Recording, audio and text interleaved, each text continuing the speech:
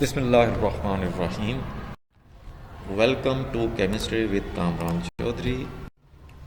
जेते तुसी इस चैनल ते नवे हो तो चैनल को सब्सक्राइब ज़रूर कर दीजिएगा। वीडियो पसंद आए लाइक शेयर एंड कमेंट ज़रूर कर दीजिएगा। जी, आज के लेक्चर में हम लोग स्टार्ट करने जा रहे हैं क्लास 10 की केमिस्ट्री फेडरल बोर्ड की।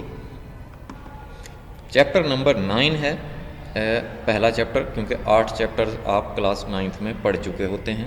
ठीक है, जो 9th चैप्टर है उसका नाम है केमिकल इक्विलिब्रियम। आज के लेक्चर में हम इसका इंट्रोडक्शन देखेंगे। ठीक हो गया, तो पूरा लेक्चर तक ना होपफुली आपको समझ आ जाएगी एक एक चीज़। ठीक है, और क्योंकि हमने ये चैप्टर आज स्टार्ट किया है तो लेक्चर 1 से ही आपने देखना है पूरा लेक्चर। ठीक है, तो इंशाअल्लाह ताला मैं यकीन के साथ कहता हूँ कि आपको छोटी से छोटी चीज़ क्लियर होती जाएगी, आपके कॉन्सेप्ट्स क्लियर होते जाएंगे और आपको केमिस्ट्री ऑटोमेटिकली अच्छी लगने लगेगी। ठीक है, आसान लगने लगेगी।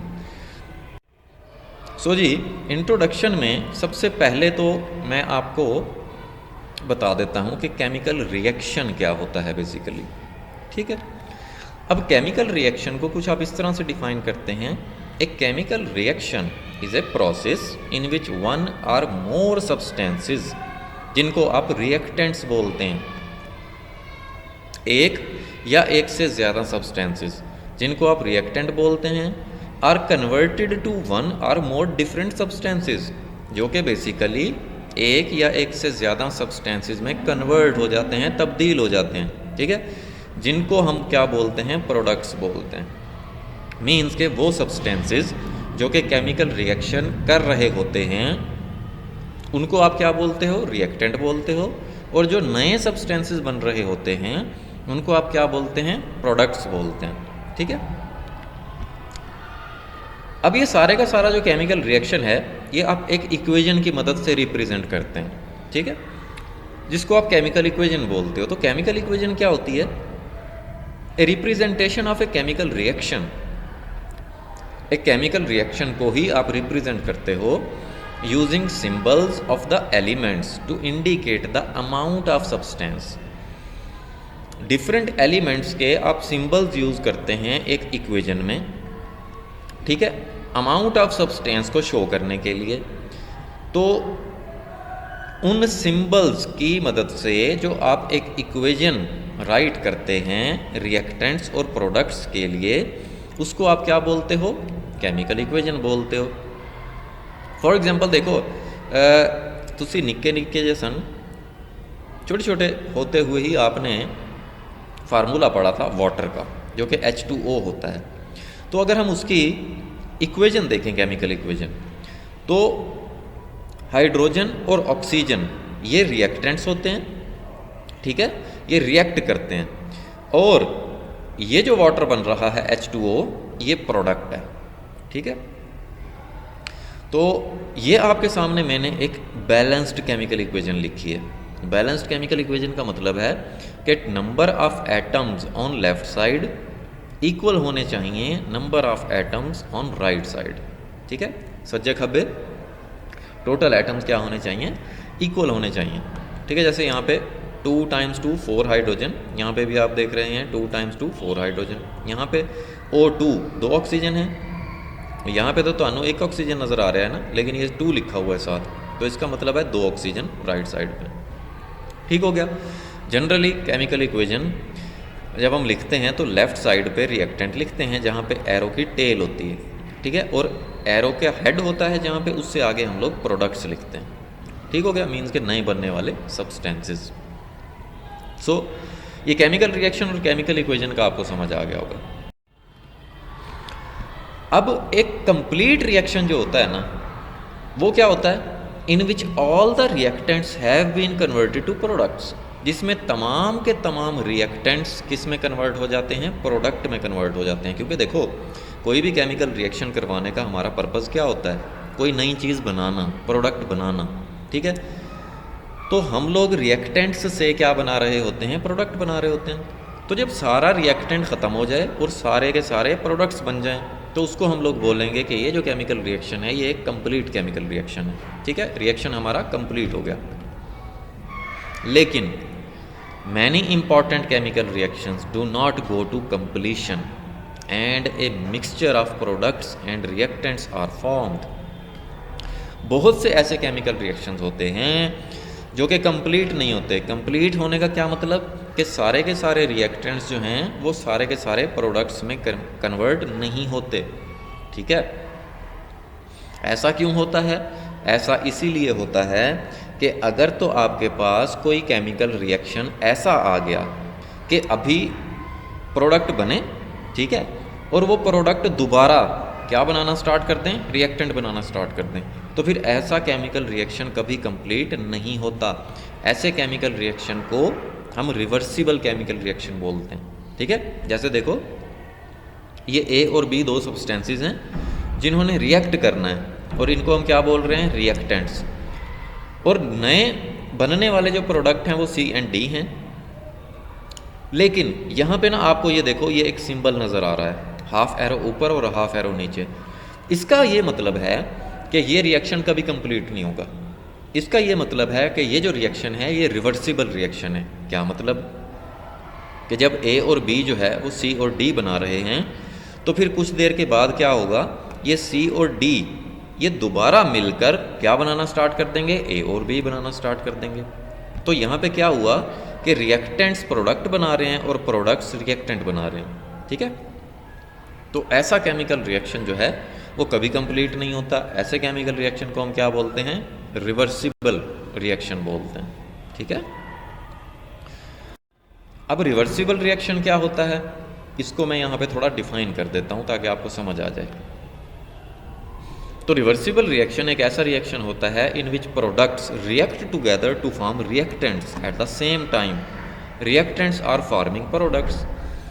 ऐसा रिएक्शन जिसमें प्रोडक्ट दोबारा रिएक्टेंट बनाना स्टार्ट कर दें, किस वक्त, उसी वक्त जब रिएक्टेंट से प्रोडक्ट बन रहे हैं। ठीक है, मीन्स कि रिएक्टेंट से प्रोडक्ट बन रहे हैं एंड प्रोडक्ट से रिएक्टेंट बन रहे हैं। तो ऐसे केमिकल रिएक्शन को हम क्या बोलते हैं, रिवर्सिबल केमिकल रिएक्शन बोलते हैं। ठीक है, फॉर एग्जांपल मैं आपको यहाँ पे अभी इसके डिटेल में नहीं आते, यहाँ पे आपको मैं जनरल एग्जांपल दे रहा हूँ। फॉर एग्जांपल ये आइसक्रीम है, ठीक है, ओमोर की आइसक्रीम है, ठीक, जिहड़ी तुसी खांदे सो। अब इस आइसक्रीम को अगर आप हीट करें, मीन्स के वैसे भी रूम टेम्परेचर पर पड़ा रहने दें इसको, ठीक है, तो ये एटमॉस्फेयर से क्या करेगा, हीट को एब्जॉर्ब करेगा, तो ये मेल्ट हो जाती है। ये मेल्ट होकर किस में कन्वर्ट हो जाएगी, लिक्विड में कन्वर्ट हो जाएगी। ठीक है, ਜਿਹੜੀ ਤੁਸੀਂ ਸਾਰਿਆਂ ਦੇ ਤੁਹਾਡੇ ਕੱਪੜਿਆਂ 'ਚ ਗਿਰ ਜਾਂਦੀ ਹੈ। ठीक है, मुँह वेखण वाला होंदा है तुहाडा ते कपड़े वेखण वाले होंदे ने। तो एनी हाउ ये जो आइसक्रीम है ये गर्म होकर लिक्विड में कन्वर्ट हो जाती है। अच्छा, अगर इसी लिक्विड को उठाकर आप दोबारा से फ्रिज में रख दें, ठीक है, मीन्स के इसको ठंडा कर दें, तो ये दोबारा सॉलिड हो जाएगी। ठीक है, फिर बाद में तुसी खा लेना चमचियां नाल। ठीक है, सो ये एक जनरल सी एग्जांपल दी मैंने आपको रिवर्सिबल प्रोसेस की। ठीक है, मीन्स कि ये आइसक्रीम से लिक्विड का बनना और लिक्विड से अगेन सॉलिड आइसक्रीम का बनना। ठीक है, सो ऐसे रिएक्शंस जो हैं रिवर्सिबल होते हैं, जिसमें हम रिएक्टेंट से प्रोडक्ट बना सकते हैं और प्रोडक्ट से रिएक्टेंट बना सकते हैं। ठीक हो गया। अच्छा, अब an understanding of equilibrium is important in the chemical industry. जब हम केमिकल इंडस्ट्री की बात करते हैं, मीन्स के जब आपने केमिकल प्रोडक्ट्स को एक बड़े पैमाने पे बनाना होता है, बहुत लार्ज स्केल पे बनाना होता है, ठीक है, बहुत सारा क्वांटिटी में बनाना होता है, तो फिर आपको ना एक कॉन्सेप्ट समझना पड़ता है इक्विलिब्रियम का।